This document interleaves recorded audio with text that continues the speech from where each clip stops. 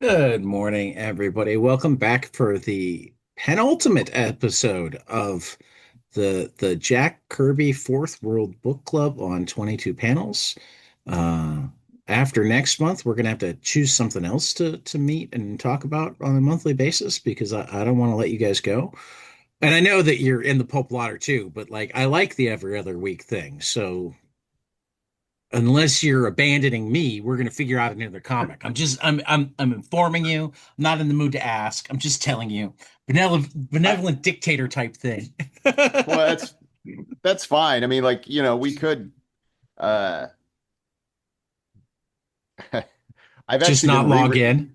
I no, no. I've been I actually have been reading some of the other Kirby DC books. Those are interesting. Kind of suffer from some of the same problems, but Yeah, I I don't I know. think I think You're done? I'm going to ask for a Kirby break. I think I would like to at some point come back for Commandy. Commandy would Um, be fun. I have some interest in the demon, I have the um, demon. that sort of thing. But I, I you know, I'll be honest with you. I finished OMAC because it's a quick read, man, because it's only right. like, I don't know, it's like 6 issues or whatever. Uh just it that book, I've talked about the Roddenberry effect and everybody tells you you're a visionary. That book is all Jack going like, "Yes, I am a visionary. This is what the future will be." And it, it's another one of Jack's patented super soldiers. The weakling dude gets turned into a powerhouse super soldier. But my favorite thing about the whole deal is that there is, like, I'm reading it, there is a cliffhanger, and that's it. So I somebody mean, pulled the plug on that pretty quick. that's not completely unlike Mr. Miracle. I mean, he wrapped up some things, but he also like Well, I think what's really interesting about what we read for this time around is that, you have Mr. Miracle, which is really the end of what he was doing, like in real time, shall we say, Right. right? And then we get to see this first attempt to kind of wrap the whole narrative up. And I'm really interested to hear what you guys think about that. I'm finishing reading it right now. So why don't you guys talk Mr. Miracle as I wrap up? Well, I It's mean, like, I do 48 have some pages, but it's thoughts, a and quick most of them are read. good. yeah, yeah, it is 48 pages, but it is a quick read. I mean, because in one A of the lot of famous, splashes and yeah, one of the famous lines, the famous lines from early in this little series, the words don't matter. I Um, have been skimming the words way more today yeah. to yeah, look, um, I will say this. Those so we had the final issue of Mr. Miracle, and then if I'm remembering correctly, the first 16, two, 17, and 18. 16, 17, 18. 16 and 17 are nothing. Well, uh, Yeah, I mean, like, they're fine. They're fine, just one-off stories, but I there's wouldn't go not that much. far. But Yeah, go ahead. No, I'd love to hear what you have to say. I, first of all, I don't know what it is about 17 or issue 16. Um, to me, this is an FF story. It looks like an FF comic. I'm just Hmm. looking at the first page, the second page, where we have it's a two-page spread. Barda has a car over her head. She's holding a I truck. like that. Yeah, yeah. I mean, this to me, I could I did not go back through the FF and find what he was swiping from himself.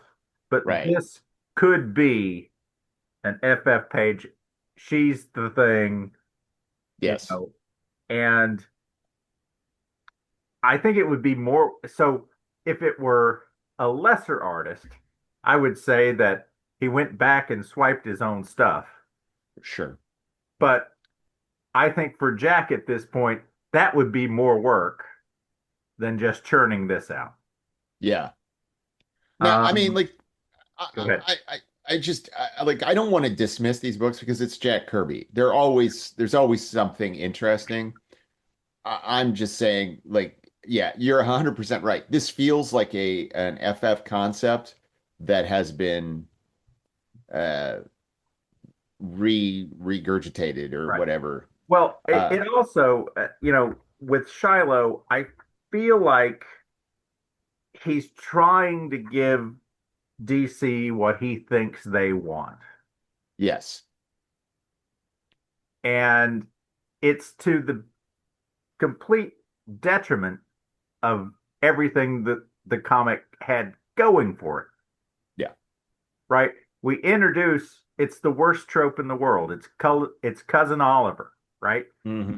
Um, you have this genius kid now who all of a sudden, and this is particularly in issue 17, Mr. Miracle is a putz, right? All of a sudden, Mr. Miracle, who always has the mother box on hand, can always get out of every single thing, all of a sudden he can be duped and Shiloh has to come save him and Right. book. Yeah. And I think it's what Jack, I don't think it's what he wanted to do, but I think it's what he thought they wanted him to do. Well, I mean, I think that you're 100% right. I think that in a way, it's very clear here that he feels like whatever he was building with the fourth world, and we've talked, on and on and on about how sort of disjointed and unconnected so many of the things felt. But what these two issues really kind of show you is that without that seeming point, it just sort of rambles. I mean, like it's all of the things that didn't work are even more uh front and center. And I think you know, it's really interesting how because you're 100% right about Shiloh. Like it is cousin Eddie, yeah, No cousin offense Eddie. to Robbie Wrist, who is a No, lovely guy. no offense to anybody, right? Right. But I mean, it feels like, there's also kind of a sense of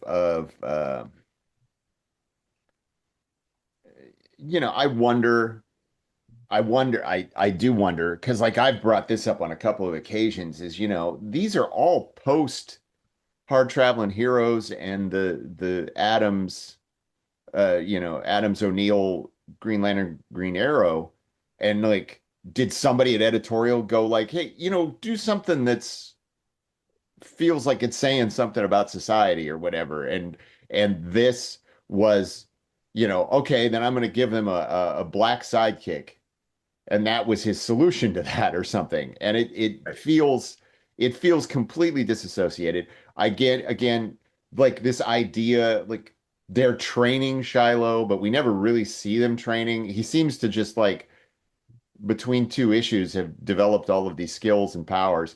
Like I love how Barta is like I can train you into having super strength, which I guess that would be I guess that like if that was the origin, I guess that could be interesting, if it's like I'm gonna give you the apocalypse training situation here, and that's gonna help you become stronger. Great. But it also just feels like incredibly like lazy, because he Yeah. wants to make I mean, and I have to assume that he thought it was going to keep going because it really does feel like it's becoming the Shiloh Norman show. And and and then obviously they, the last issue, they obviously said, okay, this is the end. And he knew it was the end. And we get a really, like, we're going to bring back everybody and do a wrap up Yeah, that, I mean that I love. I mean that felt like that was a relief to me. yes. Issue 18. Yeah. I mean, I will say it was a relief. It was a huge relief. I was happy to see all of those characters come back, Right. but it felt like something that was supposed to happen over like 3 or 4 issues jammed into one issue. Absolutely. Yeah. That was my thoughts on 18 that I alluded to earlier, Right. is that, I don't feel as harshly about the Shiloh Norman stuff as you do. I actually think that, like, if you separate it from the rest of the series, it wasn't a bad 2.5 part story. Um, I mean, it had flaws, but like not different, not mostly different from the flaws that the entire series and Jack's writing in general has. Right. Oh, Um, I think I just objected to the fact that all of a sudden it became the Shiloh show, no, I, and whereas Mr. Miracles, you could never get the jump on Scott yeah. Friedel. right, Yeah. right. No, no, no. Or It you could never get absolutely, the jump on the mother box because right, right. It absolutely doesn't feel like a Mr. Miracle comic, but in some ways, there are parts of it that feel like a better comic than Okay. some of the other Mr. Miracle comics. It's just that, like, the Mr. Miracle part becomes the why isn't this a Shiloh Norman comic rather than a Well, Mr. I think I know where you're going, and I think there's a vulnerability to Shiloh that there yeah. is never really a vulnerability Right, to Scott. Yeah. Okay. Yeah. I right. see that. I see Yeah, that. no, I think that's 100% fair. And I don't think either Sean or I object to Shiloh as a I character didn't think on you any did. level. I think it's that the storytelling seems to suggest to me that this was something that was asked for, or a It's entirely possible. yeah, or But a Or but in some desperation move, yeah, to try to in give some ways something. that plays into what I've always said, that like Jack needs an editor. Oh yeah. Because Well, I mean, in terms of the characterization, like, I felt Shiloh more than I often feel the characters that he enjoys writing or clearly enjoys drawing or whatnot, because he spent more time on him as a character. It was almost like he was learning who the character was. I think the other characters are so fully in his head that he forgets that he has to show them to us. oh yeah. Um, But I mean, I Whereas think he was figuring out who Shiloh was on the page, so we got to figure out a little bit about who Shiloh was too, and then that abruptly ended, and with like no more. I liked the way he'd been playing the romance between Scott and Barda, yeah. and the way that it had been kind of a slow burn and that sort of thing, and then like just boom, I love you, let's get married right now.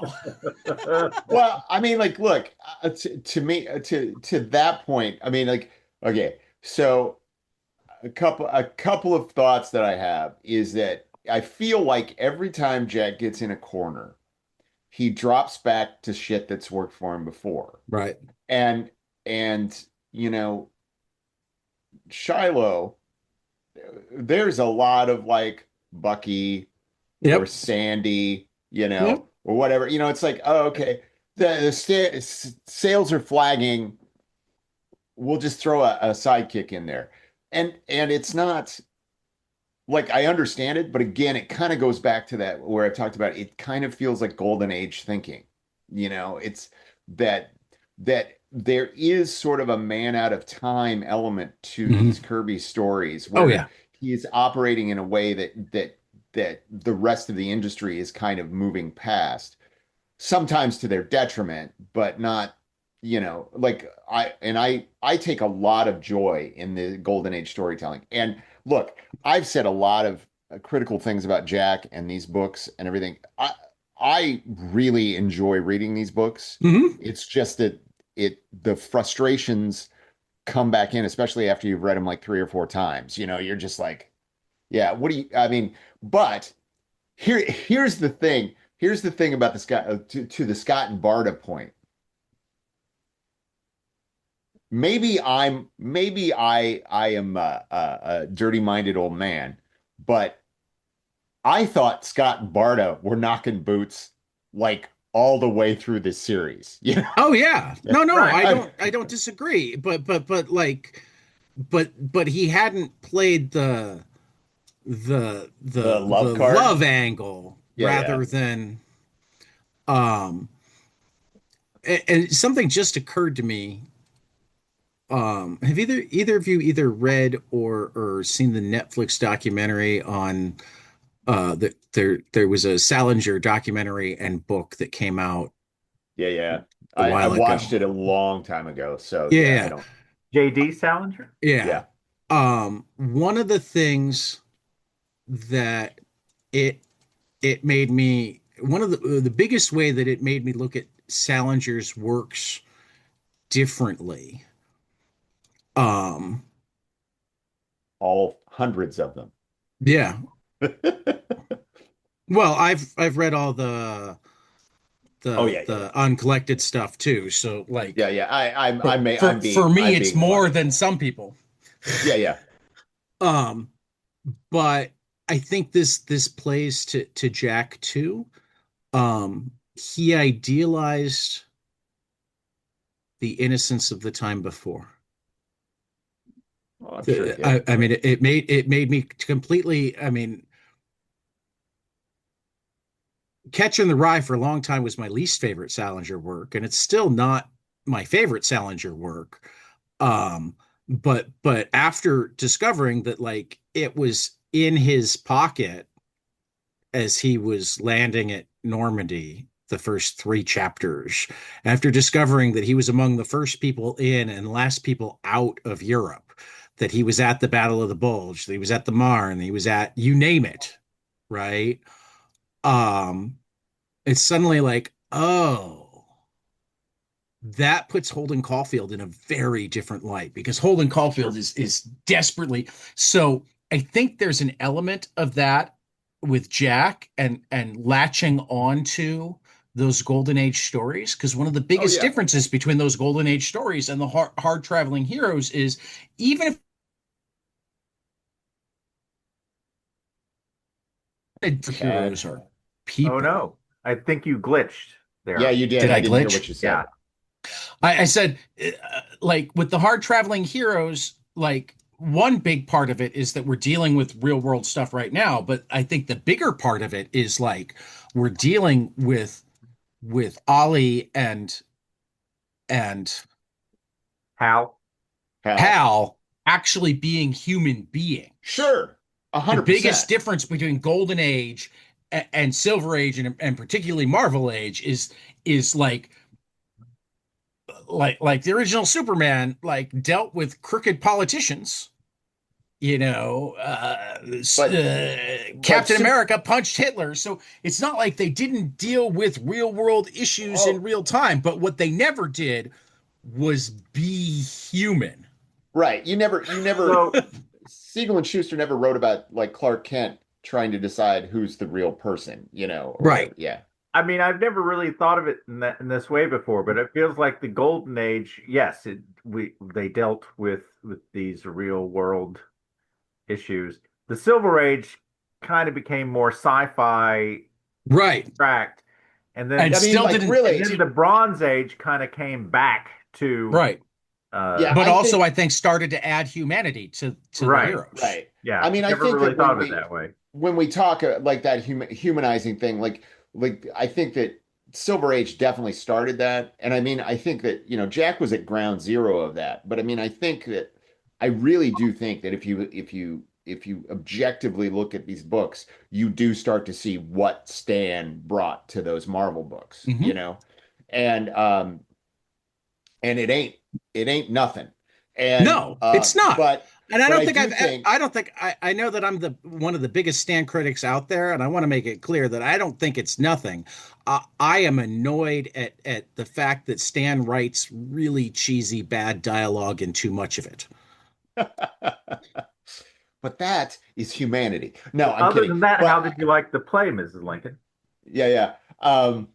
But but what I'm saying is that then you had other writers because like Denny O'Neil, like I think Sean is absolutely right. It's the Bronze Age when we start to see Hmm. these things like Hard Traveling Heroes, where it takes the political thing and puts it with the humanizing of the characters, and then suddenly it's not it's not just preaching at stuff. It's actually let's talk about like why do I feel this way and why do I Well, let's you know struggle with it.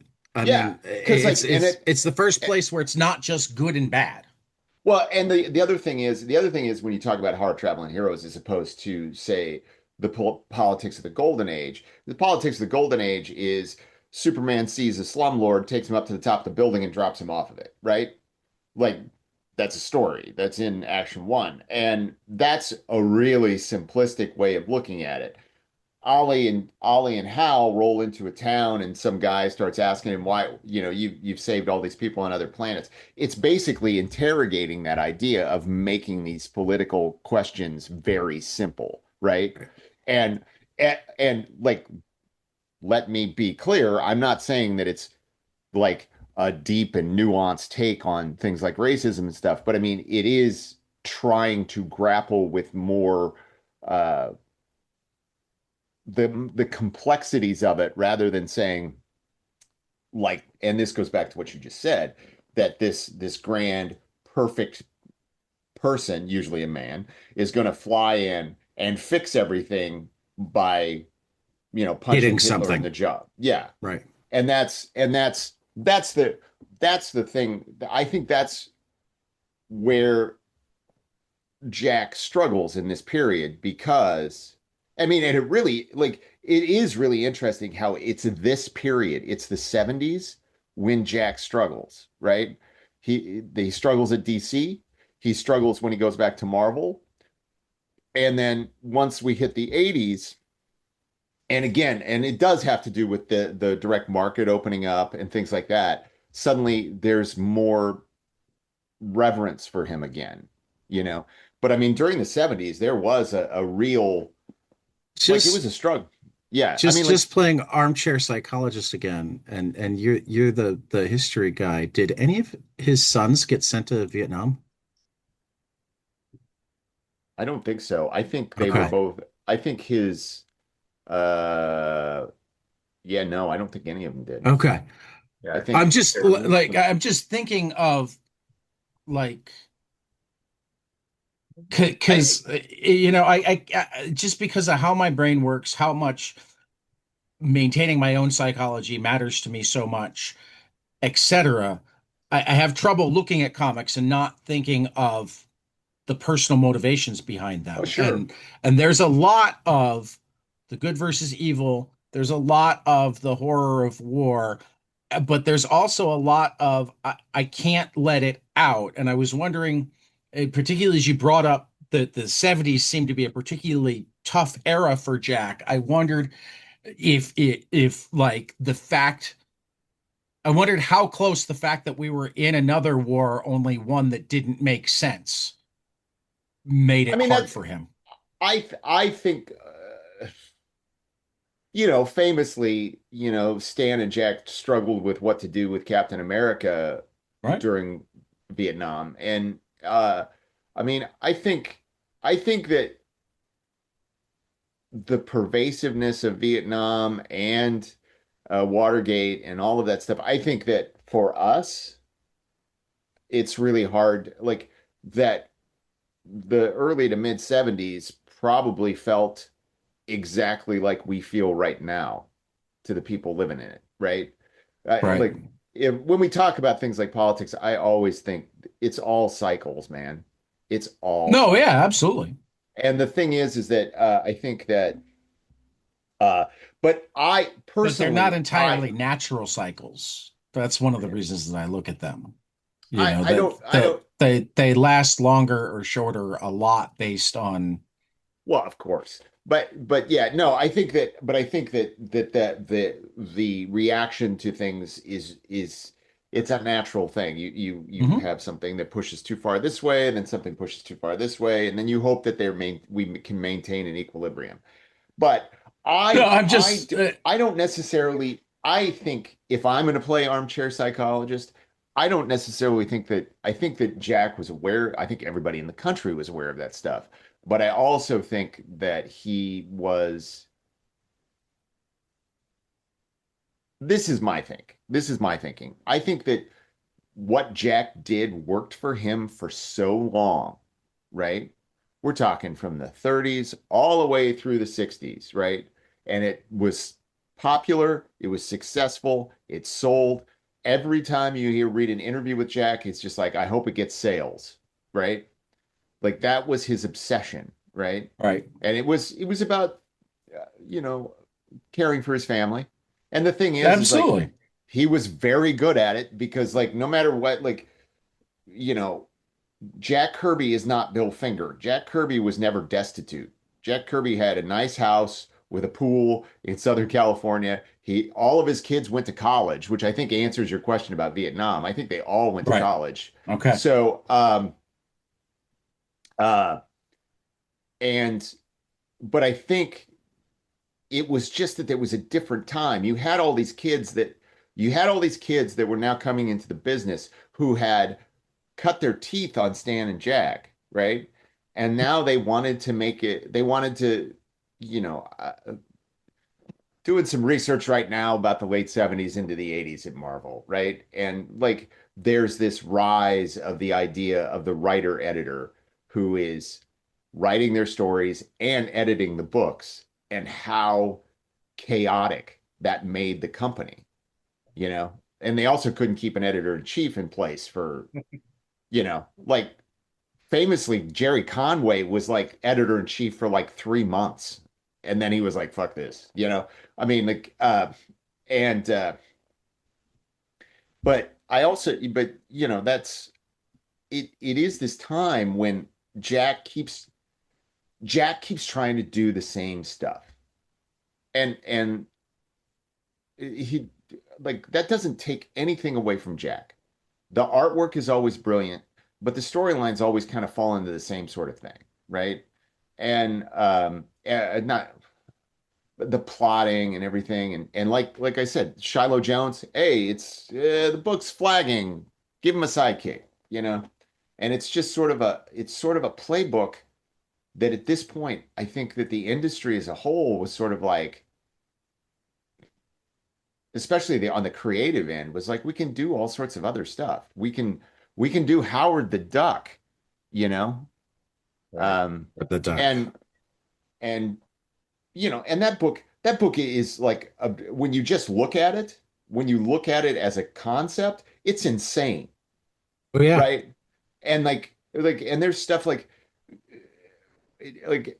that was sort of the glory of the writer editor era at Marvel was these kind of crazy ideas, but it also, became chaotic. But I mean, I think that Jack was sort of just doing the same thing that Jack had been doing for decades and decades, and it just was diminishing returns until the worm turned, as we were talking about cycles, the worm turned again, and suddenly people, you know, famously, I think the worm really turned for Jack when Jeanette Kahn became the publisher of DC, and she looked at these books and said, there's great stuff here. Why are we not working with Jack?"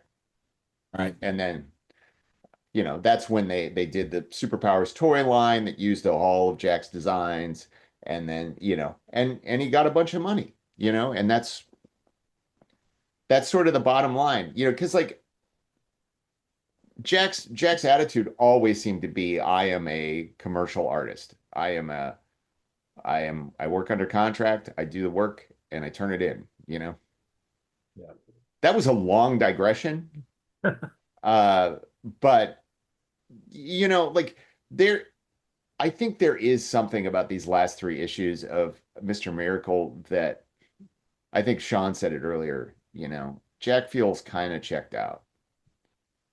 And I feel like that last book is kind of this desperate, desperate grab to tie everything together. And it is not like it's a good book.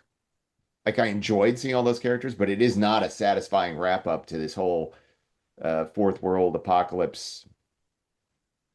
Well, I would say I think yes, the two before that felt kind of checked out.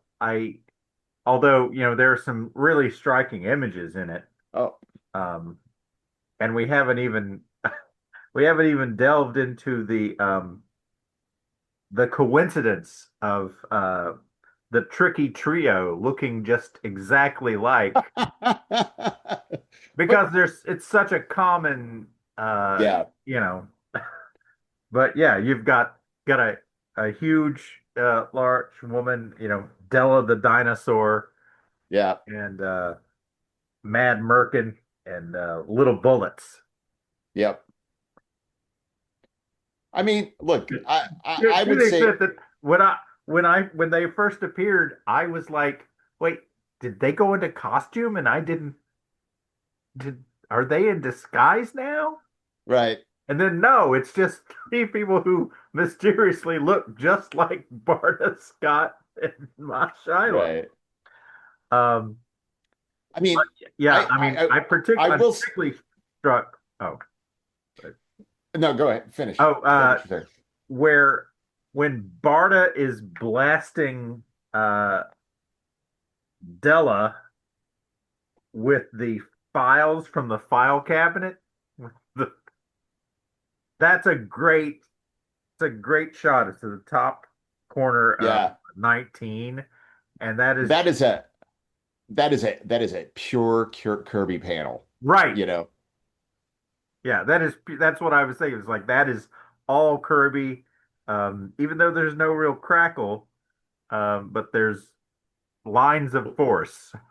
Just that idea that Barta could slam a filing cabinet on the ground or whatever she's doing, or pound on the top of it and Yeah, make the drawers shoot out like like missiles is. right. And then on the next page when it hits Della, it's like, yeah, Back, back. yeah. I will say I loved Murder Lodge much better than the other one, which Yeah. had the weirdest ending ever, where it's like this is Professor X or whatever, which Oh, has yeah. to I hadn't be even. has to be Jack taking a crap at Marvel there, you know, when Professor Egg shows back up in the real world, and then it's like, who is this guy? And I'm like, oh, okay, the next story must continue this. And then it's like, hey, it's Murder Lodge. And I'm like, okay.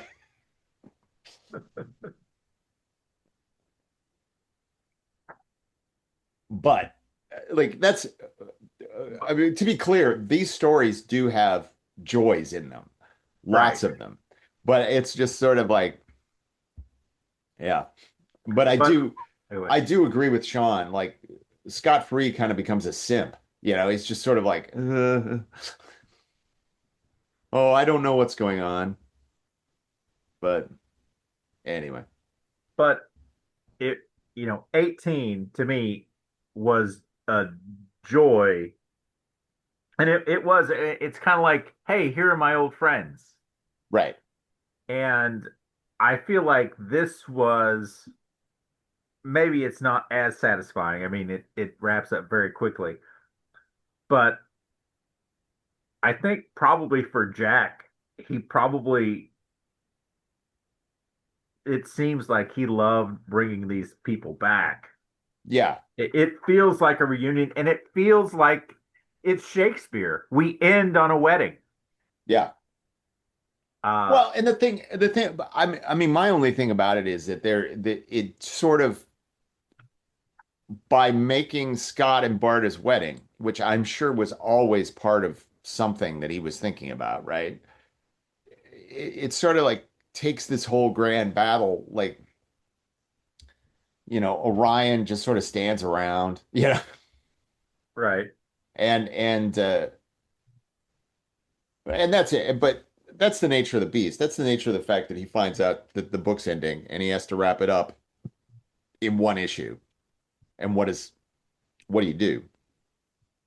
You can't, I mean, I do kind of wish that he'd sent everybody to Apocalypse, to have some sort of face off. But Mhm. I will say the last page with Oberon and Shiloh seeing Darkseid is pretty awesome. Yeah.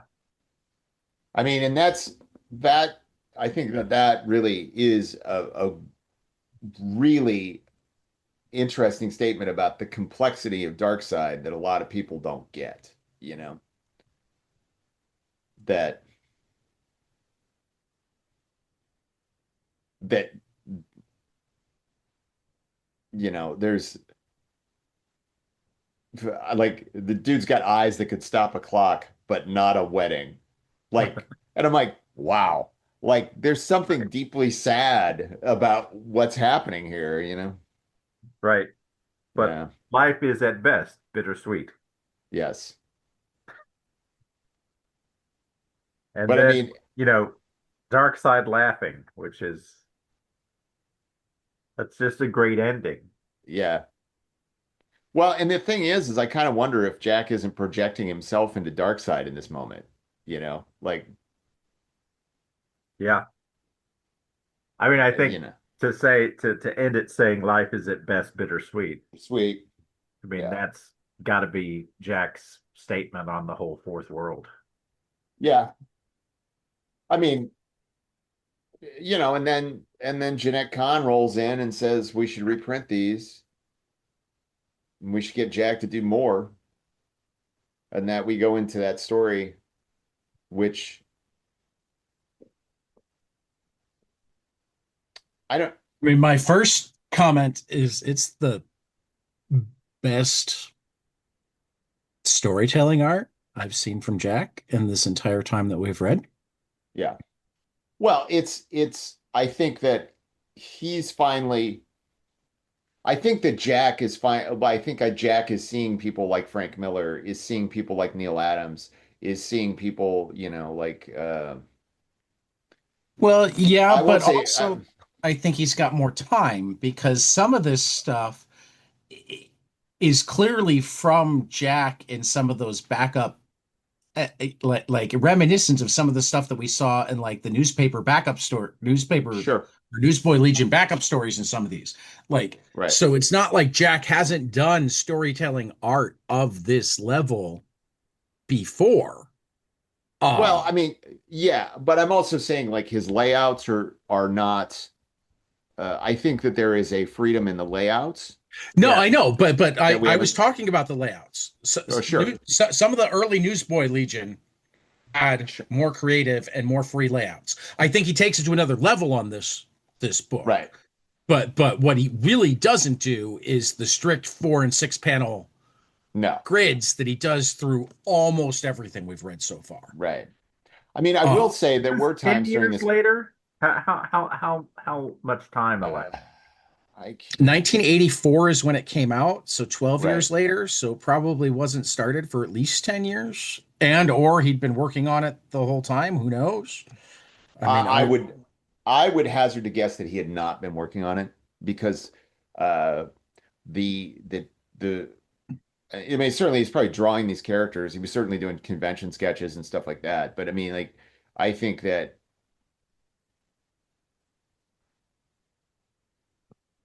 my impression of Jack as I get a job, I do a job. oh yeah. Once the Right. job is over. I mean, he may have been thinking about what he could do, but I don't think he really sat down and tried to figure it out until Jeanette came and said, we're gonna give you one more I, shot at this. I guess when I say working on it the whole time, it really comes down to I don't know if Jack's the type of guy that would sometimes think on paper, whether he had rough thumbnail type things. I would not have expected him to have done any finished art or anywhere No. near finished art during that time, but I could totally see him as the type of guy who could have a idea and need to sketch it to get it out of his head and then throw it in a file cabinet. It's it's certainly possible. I'm willing to bet like things like the dog cavalry and stuff like that. These really kind of yeah, I'm sure like he okay, so Jack famously, people would say Jack could create a character in 5 minutes. He just, and that's like, yeah, he could draw something. That's not, I, fundamentally, I don't think that just having a drawing is a character. Like Right. there's no context to it. That doesn't, that doesn't mean it isn't amazing. And it doesn't mean that I'm trying to denigrate it. It's just that, that you have to contextualize what that character is. Did he have designs and stuff? I'm sure he did. But I think that this Well, and the other scene, thing is, I haven't read enough of the stuff in between. Maybe some of the layout styles is just stuff that he developed in his in between comics. You know, what well, it, yeah. I mean, like, like at this point, he had been doing animation, right? Okay. He went over and he was working for, I think Hanna-Barbera, working on, well, famously, he was working on Thundar the Barbarian, doing designs and stuff for that. Right. And, Which I think is back in shops this week with Jason Aaron writing. yeah. And, um, and Turbo Teen, which is about the most I mean, I bizarre guess thing.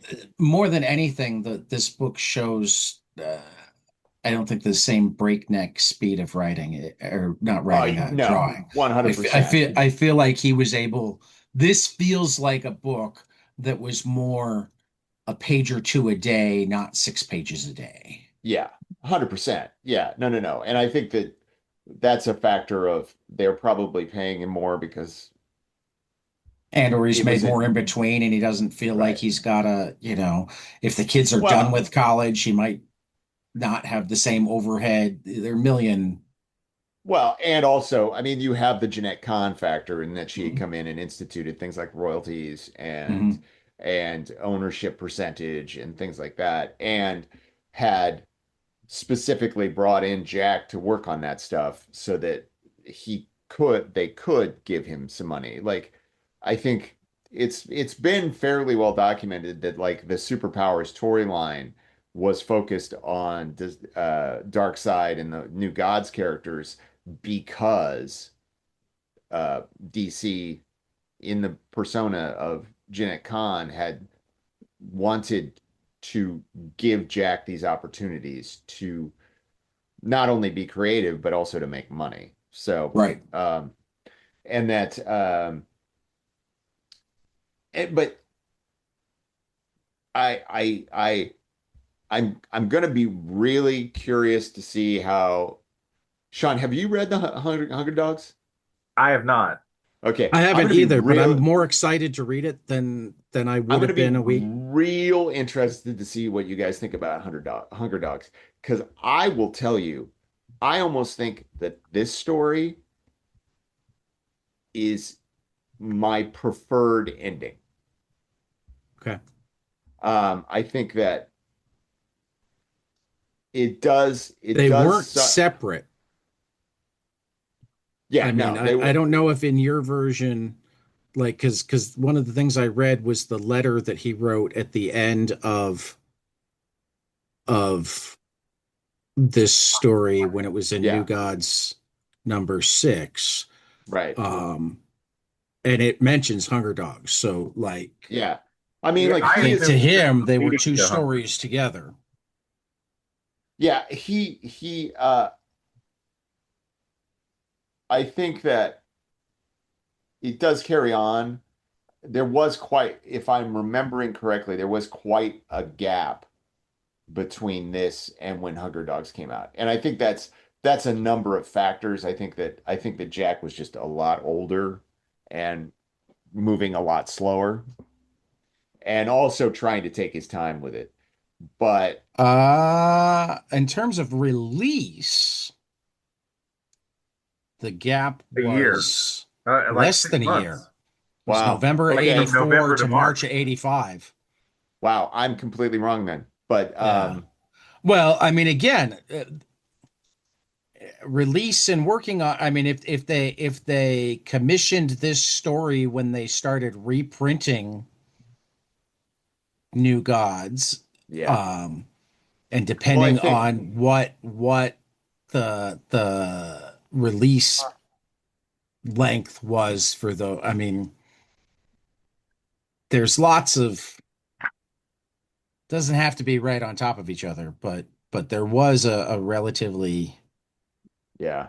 small period in Yeah. between them. Well, I will say this. You can certain I for myself in the artwork, I definitely miss Mike Royer. Is Royer not the He is not inking. inker on It Hunger is Gods? D. So Bruce apparently he Berry. worked on Hunger Dogs, Yes. Yeah. but yeah, Because like I'm always fascinated by this Mike Royer Jack Kirby relationship because they worked in many ways I think Mike Royer is the perfect Jack Kirby inker and it probably in many ways I think I should just say it Jack Kirby the 1970s and later Jack Kirby Mike Royer is the perfect inker. Um, and I remember reading somewhere that they actually never met until like sometime very close to Kirby's death, you know, that they never actually spoke in person or I not in per like face to face. And that I find that fascinating. Oh yeah, Kirby's But been reading some I mean, I'm just flipping through the first couple of pages of Hunger Dogs, and like what I will say with absolute certainty is he read some European comics. sure. Well, yeah, I mean, I think that he had several things that he said that I think he really, really was envious of like what Mobius could do and the quality of the printing and I think that, doing a graphic novel at that time was a way to try to do that in the US. Well, I But like noticed it some with the issue that we just read, the what even gods must die, hmm um, where it's clear that you can see the backwards influence of um Roy Crane, Winsor McKay, like full page comic strip artists, but also the contemporary forward influence of kind of the European bande dessinée going on, but just in the opening pages of Hundred Dogs, I see it like hmm to the nth degree, while still having all of the best of his own stuff and American superhero comics. So Sure. like, Well, I mean, like, um, look, that's what it's supposed to be. It's supposed to be these influences going back and forth, yeah, and I mean, literally, Mobius. other than other than the newspaper Legion backups that were more detailed, etc., the reprints. These are the first things that I've seen that um really speak to Jack as a fine artist rather than a master draftsman, quick Commercial artist, artist. innovator. Right. Yeah. And like again, you can't be that. And I mean, in general, you have to be able to be a fine artist before you can be a commercial artist. So like it's Well, and not it's also surprising that he had it in him. It's just really awesome that he's given an opportunity to do it. right. Oh no, and like look, that speaks to the change of leadership at I don't really want to get too much into Hunger Dogs because we do have a whole episode to talk Yeah, about no, no, that. no. I went back. But yeah, yeah. But I only looked at the first couple of pages. but I mean like like, And I didn't and read any of them, just the yeah, no, no, no, I layouts. get it, I get it. No, it's fine. Like, I flip forward too. So, but look, I think it is really, really, really hard to understate how important Jeanette Kahn was to the industry in the way she took over DC and the way she changed how they did what they did. Without Jeanette Kahn, you don't have Vertigo. You don't like she saw the value in wooing Jack back to comics on some level. She, no matter what Jim Shooter says, it was Jeanette and Paul Levitz who made the direct market a thing. I mean, like from I should say from the publisher end of things, because there Right. was, Well, and that they that were they also very instrumental in getting more royalty yeah, 100%. for Like, famously when and Janet not came just in, royalties from their books, but as you brought up, like the toy line, yeah, yeah. the I you know, Paul did a lot of work to get creators at the very least credited in the movies that were heavily based on their stuff, you know. 100%. Yeah. God bless you, Paul Levitz, he Um, said with he said with some desire to look, but God bless both of them. And like, look, this story we just read doesn't exist without Jeanette Kahn and Paul I Levitz. believe it. The Hunger Dogs doesn't exist. Like, look, I think that I think that as we've talked about on several occasions, two things can be true, right? Yeah, And I think that the truth is that those Kirby books, when they were originally released in the 70s, didn't sell as well as what Carmine Infantino and the team at DC hoped that they would, and that Jack hoped that they would. They just didn't, right? yeah, And we can come up with all sorts of weird conspiracy theories about people trying to screw Jack, but like nobody publishes a book to lose money or to have it not sell, right? And if it had sold like mad, they would have continued publishing it, right? right, But it is that there is a different kind of market in the 80s. It is that there is a different leadership that probably was also highly aware of how valuable this this material could be as an IP. I right, mean, like, look at it. This all happens, and then Paul Lovitz does the Great Darkness Saga, right, right? So I mean, like there is certainly an idea. Like DC is not just turning the characters back over to him, but they're also like, hey, look, I think if you finish this out, we can energize these characters as part of our shared universe. And right, I think that all of that stuff is true. All of it is, like, but it's these two, like, the other side of it is true too. And like we've been talking about, like, there was the Bronze Age was not 1940. It wasn't 1950. It wasn't 1960. It was, you know, look, it was a bunch of pothead kids sitting around going like, "Hey man, the duck talks, man." Yeah. I I mean, he mean, like, did cool things with that.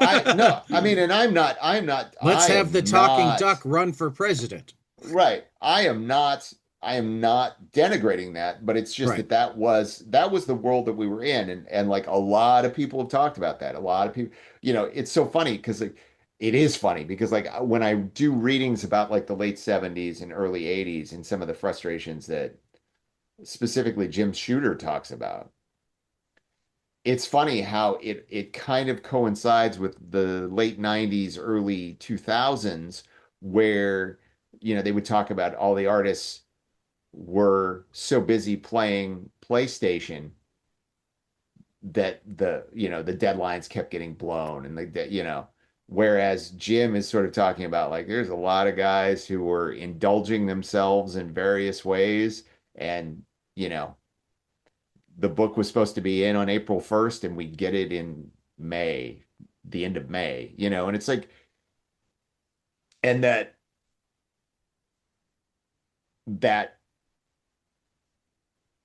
it's interesting to look at like Levitz and Khan running DC in this sort of like we have to get back to business, that we have a business Well, I model, but it's another thing that you probably know more about than I do, but I'd be curious to be able to read a history of the era from a more economic perspective, because I almost wonder if part of what happened is comics died so hard that the businessmen had abandoned them. The people keeping them well, alive were the people who loved comics and they didn't get business. Because so much of what we talk about just sounds like anybody who understands business, and I'm not even talking about people who understand business and want to screw people. I'm talking about people who no, just want to have a sustainable business. if you're gonna run a business, you have to have profit, right?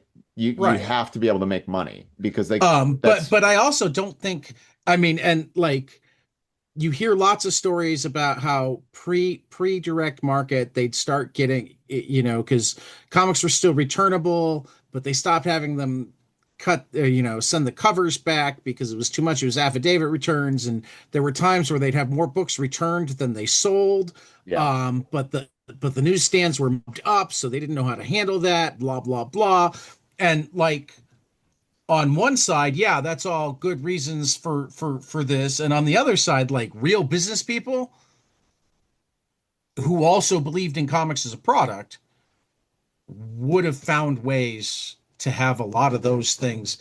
I mean, for that matter, like in terms of sales, the thing that's always really gotten to me is that um they sent stuff out in bundles to newsstands, not just like in bundles of Yeah. one comic. I have no idea how they were tracking individual comic sales. I wonder how much they were tracking independent comic sales by positive fan mail. Well, look, like You know, the pre direct market world is really it like look, it is full of corruption, like right? the distributors were all Hmm. run by the mob and they had their deal and they were going to get as much money and like, Cadence owned Marvel, Warner Brothers owned DC, and nobody felt like they were screwing anybody because they use these massive companies, right? Right. But at the same time, like you do have to like, each division has to figure out how to make it When did Warner profitable. Brothers buy DC? It was early mid 70s. I think it was 74, 73. I think. But it'd still I be may old I may after. be wrong about that. Well, I but was that could still be after all of the Kirby era, the original Kirby yes. era. Yeah, but I And mean that's like what I'm talking about it is like, was yeah, I'm certain that overall DC sales weren't what they hoped they would be. And I bet you that like the people who try to say that Jack was just screwed and New God sales were through the roof, blah blah blah, they're overstating it too. But sure. what I haven't seen anything is like any convincing evidence that anybody in the DC business offices or even the Marvel business offices at the time had any good way to know what sales were, period, much less sales on an individual book.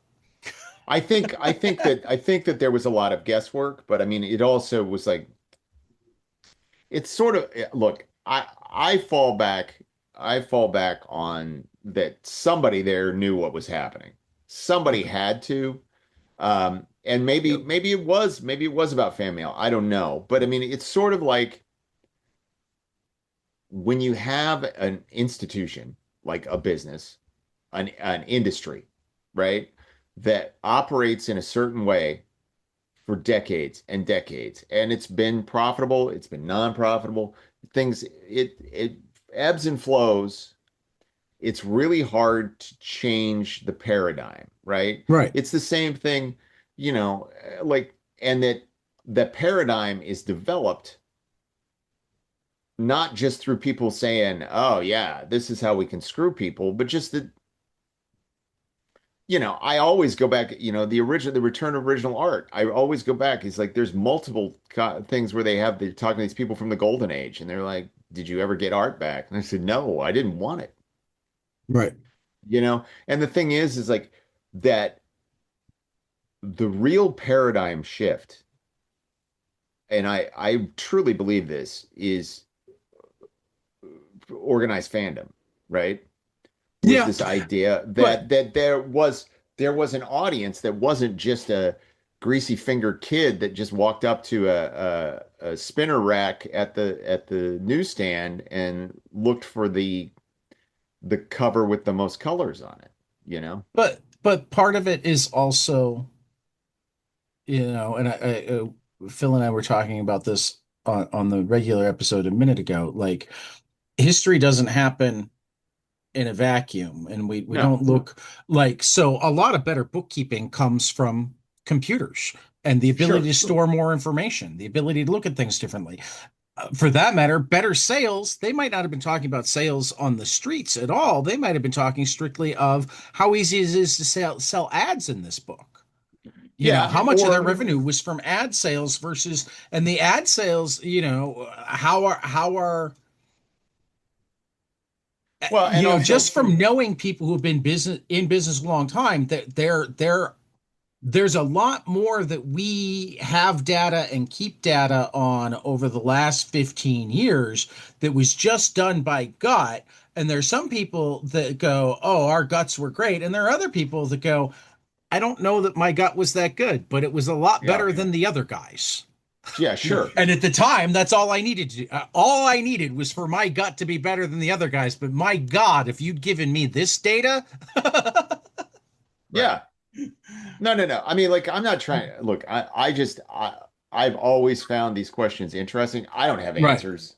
No, Like, I don't either. I have what I people am only say. asking the questions, not Yeah, yeah, trying to provide the answers. I'm trying to think of the larger context that this sure. all lives in, is that But I it mean, I could think, be as simple as people who didn't like Kirby's books decided that they were why overall numbers were down, because they really only had overall numbers. They didn't have a good way to know. well, I mean, I think that there were people who did not like Kirby's art. Right. That's very cool. I mean, there were people like Marshall Rogers, who was one of my favorite Batman artists ever. There were people as famous as Paul Levitz were like, this is terrible. Right. And I look at that art and I'm like, how can you even think that? Yeah.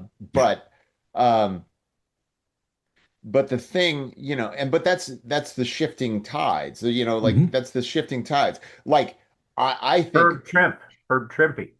yeah, People talked about how he was terrible for yeah. years.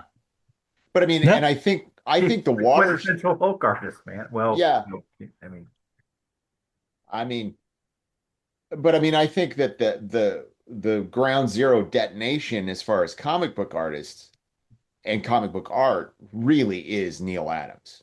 Oh yeah. Like the idea that somebody who was a trained, maybe not fine artist, but a trained commercial artist would jump into Who, this business and be so dominant that who that was also completely happy to jump away for periods of time if he wasn't getting paid. 100%, It's like, 100%. oh, you don't want to pay me well enough? I'll go make more money for less work that I find less interesting, but I've got a family to feed. Right. But I mean, like but that's also because he had a skill set Right. that a lot of these guys who were working in comics didn't Didn't have. He have. had a skill Right. set that Jack didn't have. Right. Like Jack wasn't going to get a job drawing a cigarette ad or something Right. for magazines unless they very specifically wanted Kirby artwork. Whereas Well, Neil and it's Adams would be it's like, why it's why Eisner was able to have a different career than a lot of these guys 100%. too, because he was able to use his comics not just to tell stories, but to teach. Sure. He didn't necessarily have the same commercial art set that Neil had, but he did have the ability to market not just his comics, but his studio Right. and the people who worked into it to be able to do different sets of things. Right. I mean, like like it's the whole thing of like Adams lands like a fucking atomic bomb Hmm. and everybody, like even Carmine Infantino, who doesn't draw that way at all. And like people hate later Infantino where it gets even more angular and Right. weird. Like his Star Wars books are just, they're almost surreal in how like just strangely angular everything is. But I love it. I think it's Hmm. awesome. But I mean, like Infantino would talk like Neil Adams was like Infantino was the cover artist for DC, and then suddenly Neil Adams was the cover artist. Right. And but I think that that you're right, because there's probably a lot of people in those offices that were like, we need more stuff like Neil Adams because this is what it's selling. This is Right. what's selling. And it's like uh empirically, all I'm saying is that I think that there was a shift. There was two shifts happening. There was this explosion of like what we would call quote unquote ultra realistic artwork led by Neil Adams that his followers grabbed onto, your Frank Miller, even Marshall Rogers, who is slightly more cartoony, but does have more of a, you know, he was an architectural student. So like all of his Right. buildings are super realistic. And Right. uh but like all the Krusty Bunkers guys, like that was this thing that was happening. And then you have somebody like Kirby, who all of those guys admired and loved, right? Hmm. But is still working in this way that that 10-year-old kid walking up to the newsstand and seeing all the covers is maybe going to look at that one and be like, that looks weird, you know? I Well, mean, and there's a reason they started putting Neil Adams covers on his books, you know? right. I would need to go and look at like old Fantastic Four more, but I feel like he also initially got the wrong lesson because as I think about one of the things that felt odd to me in the beginning of our Kirby run here is that he was getting way more detailed with things that didn't matter to the storytelling in the background while getting way more basic with panel structure and whatnot.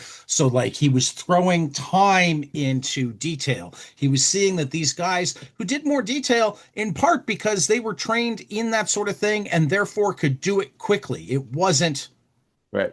a stretch for them to be able to put that. And they were doing it to make up for the fact that they didn't have his storytelling chops. Right. But he saw it and was like, "Oh, I need to handle that detail, but to do that, I got to dial back, and we're going to have this many splash pages, and everything else is going to be 6 panel pages." Yeah. And it's like he Well, almost and traded the some slow, of what he was good at for this idea that this is the new thing.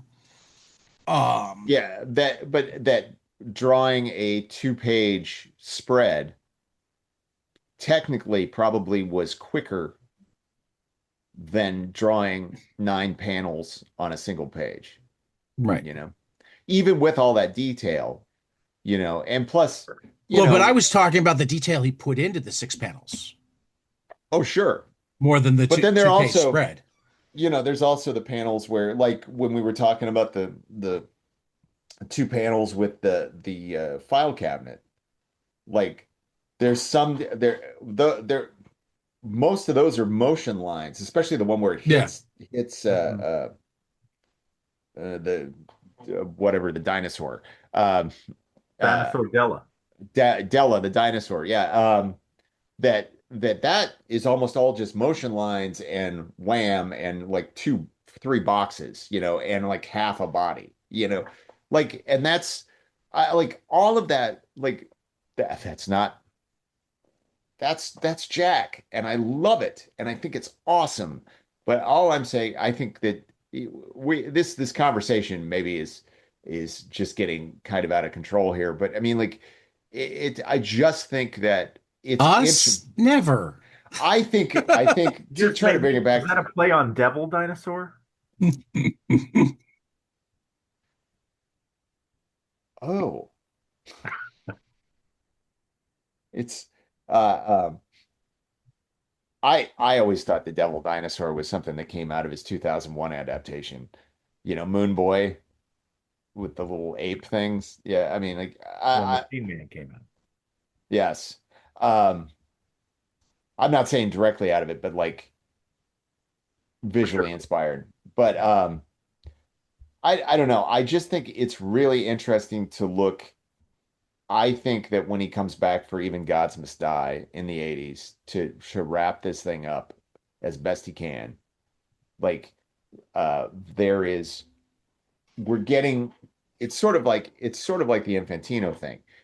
It's it feels even more Kirby. Like the bodies are a little more boxy. The Hmm.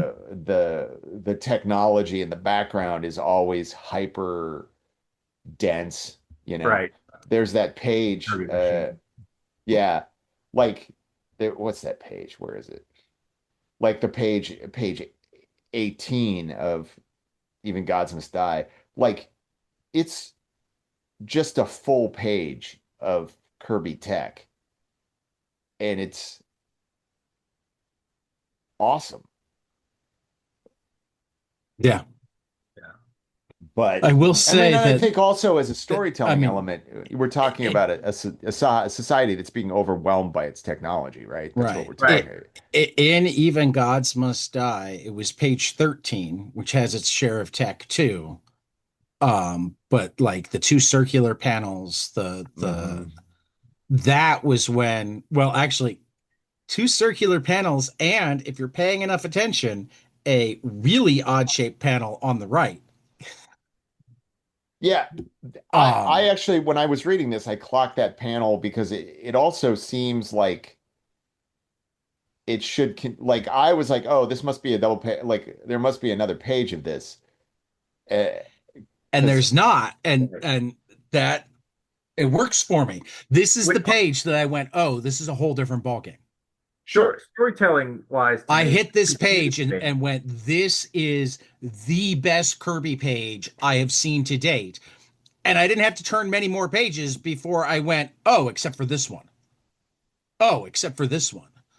And like I almost forgot about it. I only like just saw it again flipping through, looking for you the tech page you said, because just flipping the first couple of pages into Hunger Dogs is like, oh, except for that one and that one and that one. Um, but like the page where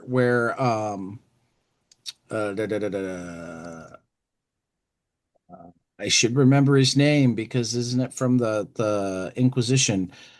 What's his name? Like appears in his cloak. Page 20 and oh, 21. Desaad, Desaad. Desaad, Yeah. yeah, Um, like A, that's your first like, oh, we've been reading European comics. But B, like not just for panel structure, but for you can have action that's not fighty action. yeah. You can Well, have action that it's the way you draw out time that creates the tension Right. rather than you know what?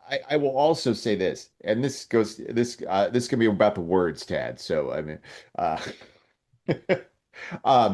the one of I the mean things, I need to give it another read because I read it really fast, but the words were sure, better than anything I've seen. I Though that's love, worth mentioning that I think he did have an editor for this one. yes, I will say I read this and pretty quickly. I mean, I saw it was 48 pages and like, oh, I don't know how long this is going to take. And I think under half an hour I read this, Right. which, again, it was, I really enjoyed it. But everything you said about the art, it just feels so different from yeah, what came before. yeah, But definitely, as you say, While you still know more. quintessentially Kirby. Like Yeah, I yeah, think I think what I love the most about this is like this is everything that I wanted before and hadn't even quite been able to put my finger on as Like Kirby Kirby is doesn't this read. lion. Why isn't he doing Well, I think that what you just said, he's editing himself. right? He probably wasn't pushing himself either, like And putting out way too many books and way too many scripting books. himself. I mean, again, like I would love like if there was a time machine and we could go back and do it again, I would love to see what New Gods looks like if you throw I don't even know who the right editor at the time was, but if we're going back in time, let's give him Karen Berger or Shelley Bond or Diana Schutz. Um, let's give him Denny O'Neil to do the writing. Yeah, yeah, He still does the plotting, yeah. but Denny fixes the dialogue. How much would just the well and get rid of Coletta on any of the inks? No Coletta inks, period. Um, how much would that Only if you change? have a deadline problem. Yeah, but But we've yeah, got a time machine now, so we don't have a deadline problem. I mean, yeah, I think that clearly the And I also paradigm, think that all of those people would wind up saying that it was the easiest job they ever had. We barely had to do anything. Jack did it all. We just polished. yeah. Well, I mean, I think that like just to like the most like I think that it's really interesting how I feel like it's in these last this particular month of reading, like Dark Side has sort of become the dark side that I really remember when I was reading. Right. Because like this moment in on page 42, when they're talking about the reanimated people that he's killed, Hmm. that he's like bringing back all of these people that used to be his cadre of and and it's the at the very bottom where you see it's just the top of Darkseid's face, and he's like animated bodies, they're shells without identity, and you realize that it's like Darkseid's kind of lonely, and that's fascinating to me. Well, and this is another brilliant layout page. Hmm. Sure. I mean, like brilliant layout page. Yeah. I will say I loved all the layouts. There were a couple of pages where I wasn't quite sure how I was supposed to read through the page. There's the Yeah. one with the circular thing that's got the arrows, and it felt like that was going the backwards, and that one didn't bother me because I had the arrows, but Well, and occasionally go ahead. I'm with sorry. with so few word balloons, it was hard to peg the progression. And that's a really minor gripe because like at a certain point, like with this page, um yeah, it all works. But yeah, it's funny because it kind of it goes in like a Z formation, Right. like even What more I than was any what I because was your gonna last s- panel is on the left-hand side of the page, It's which is almost strange. like it's cut together, like yeah, it's Yeah, it is. collage. yeah, Yeah. What I was gonna say is twofold. Um, the first is that I normally am annoyed by arrows. I think that you should find a way to draw the reader through the page, but he actually incorporated the arrows into the art in a way that made them cool. yeah, And I think that all of the pages where I truly had an issue, there were arrows. And the other pages, I think two things were true. Either A, he did a good job of like this one really does draw your eye, but the other thing is I don't think it actually matters which order you read it in. They're Wait a kind of minute. sometimes, simultaneous. Like the pages where it doesn't tell you, um, yeah. I would often find myself reading it in multiple times over because of the way that I was taking it in, not because I felt like I needed to put it in the proper order, but like to get that feeling that, oh, this is all going on at once. Right. Well, You I'll know, put on my editor hat. Whose leg is that where at the top of 42? There's just a leg hanging Oh out yeah. underneath that panel. Oh, it's okay. So if it's when is he somebody he tossed up in the rafters? That's yeah, what I'm assuming. the Zoc, that's actually part of the panel where he's going through the door, right? Yeah, Yeah. But it's the negative space background does kind of make you go like, where's that from? yeah. Which actually really that strikes my brain of something I saw just the other day. Some guy was watching the original Star Wars and he's like, I think I saw something that no one has ever seen before because I've never seen it mentioned anywhere. Is that when Han is sitting at the panel on the Millennium Falcon when Luke is doing the remote training, apparently there is a full ashtray sitting on the console. You have to go And look I'm like, for it now. now I got to go look for it. Yeah. Yeah. So, I also appreciate on this page two things that there are two like thicker panel borders. Um, one of them leads from the hanging foot panel up around the panel above it and then stops. But then the yeah. other is open-ended on both sides and just like a pathway between. And like that, like the fact that he's messing around stylistically, not just with the size, shape, and location of panels, but literally with how he splits them up. There have been a couple of places where I noticed um like the panel had vanishing lines, Hmm. where it was boxed on the bottom and open on the top, um, he's really taking advantage of all of the, actually 46 is an example of that, where they're closed on the bottom as Orion and Darkseid are shooting each other, duking it out, and open on Hmm. the top, giving you just this sense of uh, action, chaos, flying around, but like not in space. Right. you know, there are boundaries. They're just much bigger than the box. Um, Yeah. yeah, no, he uses the medium to a really impressive degree in Yeah. I mean, I think that I really do think that at this point, uh, Jack, Jack is just unleashed. I mean, like he doesn't have anything to prove to anybody anymore, right? um here's another quick question because The Hunger Dogs is DC graphic novel number 4. First, I didn't even realize DC also did a graphic novel series like Marvel did, so I'm now curious to go figure out what the other ones were because Marvel's graphic novels are some of the unsung gems of the Marvel Yeah. universe.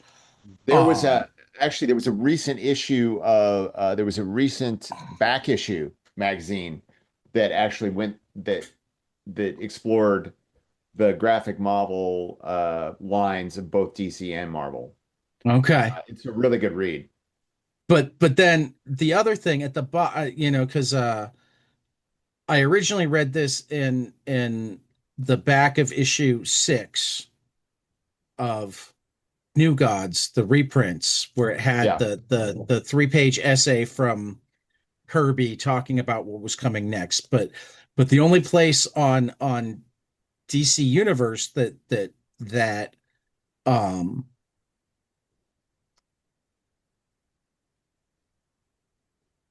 Exists. something dogs. Why did I manage to forget Hunger the Dogs. Hunger Dogs exists is Diamond dogs. is at the end of um the New Gods omnibus. And Right. right before you get to that, you've got The King Returns, the ad, 10 years ago, Jack Kirby drew the future. Today he ends it. But underneath it, it says, following the publication of Mr. Miracle number 18 in 1973, Kirby said goodbye to the Fourth World characters for over a decade. Then in 1984, a new reprint miniseries appeared that collected all 11 issues of the New Gods. Its sixth and final issue featured an all-new story entitled Even Gods Must Die that bridged Kirby's previous Fourth World stories with the epic finale to his cosmic saga, The Hunger Dogs, an original graphic novel published in 1985. The way that's written makes me wonder um, if Hunger Dogs was written first. Might have been. Well, You I mean, it know, definitely feels, and I haven't read Hunger Dogs, but it feels like he's getting he's getting the gang back together, right, Yeah. right? You know, Darkseid has brought back his minions, and I'm disturbed by the ending, but I have a feeling that we've seen that Darkseid can bring anyone back to life that he wants to. So Right. uh, right, we're gonna see uh, spoilers, Orion again. right. Uh, But it just makes me it makes me very excited to actually read Hunger Dogs. And probably reread this slower. Um, but B, it makes Well, me really wonder if these two represent, if not the best, like way high on the echelon of great Kirby. I mean, like, look, I think that look, this is the Fourth World, even with all of its flaws, is Kirby's masterpiece, right? Right, It is mainline Jack Kirby, right? Uh, I think that all of the issues from the 70s, he's fighting for the life of the project, right? right, He really is. And for whatever reason you want to say that he has to fight for the life of the project, that people want to kill it, or because it just wasn't working as well as they had hoped, right? Either way, he's fighting for the life of the project. Now or he gets honestly, that he bit off more than he could chew. I mean, if he that's does it, if he does it as even 2 books a month rather than 4 books a month, what does it change? right. You No, know, I 100% agree with that. I mean, I'm it's just it's it's saying, probably all of the above. right. But, you know, he comes back, he's got an editorial, you know, he's got a management team that wants him there and wants him to finish it. And um and is not sitting there and going like, we need a book every month. We need 4 books every Right, month. We need you to do this now. We need you to change this. We need to do that. You know, like that there is and it is a change in corporate mindset. It is a change in that company's mindset that is trying to facilitate him doing the best work he can. Period. End of story. So, um, you have I think there is an argument to be made that this is the best Kirby can do is this closing out of this. Uh, Personally, I still think there's problems here, yeah, but I think it's also like there's things that I really would like. Again, I haven't read Hunger Dogs for probably 4 or 5 years. Okay. So my memory is that there's a lot of stuff that still just sort of goes unanswered or not touched upon that I'm like, I wish you could have touched on that or figured out a way to make that, you know. Yeah, it's sort of the same way I feel about the last issue of uh, Mr. Miracle making it all about Scott and Barda, right? That these make it all about Orion and Darkseid. And I'm like, the the pact right? The exchange of the children Mhm. seems like a big thing that needs to be addressed going both ways if you're really wrapping up this story, you know? Right. Because like I don't think at no point in my memory does Highfather explicitly acknowledge that Scott is his son. And Darkseid does explicitly acknowledge that Orion is his son. But I mean, I think that's an interesting thing to feel like you don't have to address or that doesn't need to be developed. Does that make any sense? Yeah. It like because like the pact was such a big deal, and it was like this saved the new gods for a long time, and now it just comes down to Orion's gonna make a raid on Apocalypse, you know, and get his mother back, at least in this story, and that certainly should be part of it, but like it feels like there's a grander tapestry that in the interests of wrapping things up fairly quickly, even with the extra time and space that we're missing. And yeah, anyway, I'm kind of talking about Hunger Dogs before we ever get there. So, but uh Probably at a good place to wrap for the day. Um, but I'm Happy well, you Will looking talk Eisner Week, everybody. what? Will Eisner week, yes. Will Eisner Yeah. Week. Will Eisner week, C2E2 around the corner. Um, yeah, I I had fun. Yes. I mean, I always enjoy the talks, but I had fun with the reading more this month than I have in a while. Yeah. And Yep. I'm looking forward to, I've never really dreaded doing the reading, but it's not something that I front burner with all of my other reading. And I think it's going to get front burnered more. Um, Just in time to be at the end. yeah. Well, but I mean, even so, Hey, Yeah, leave um, them yeah. wanting more. yeah, yeah. It's true. Well, It's true. like I Well, knew in that a you were way, doing it for a research project, right? But part of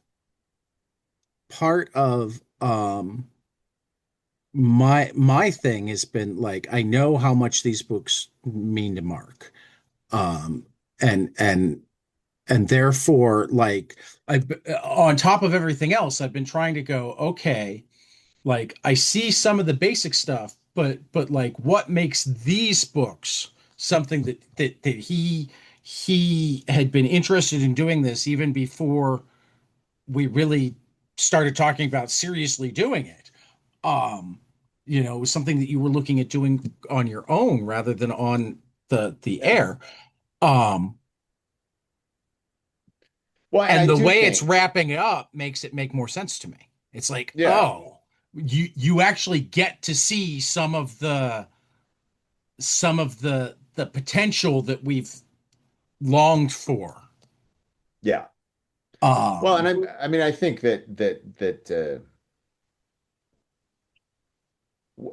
is all stuff that I should talk about next month. So right. I'll leave it alone. So, anyway, for Mark Pracht, Sean Harklerode, this has been the Fourth World Book Club on 22 panels, and we will see you after the next page.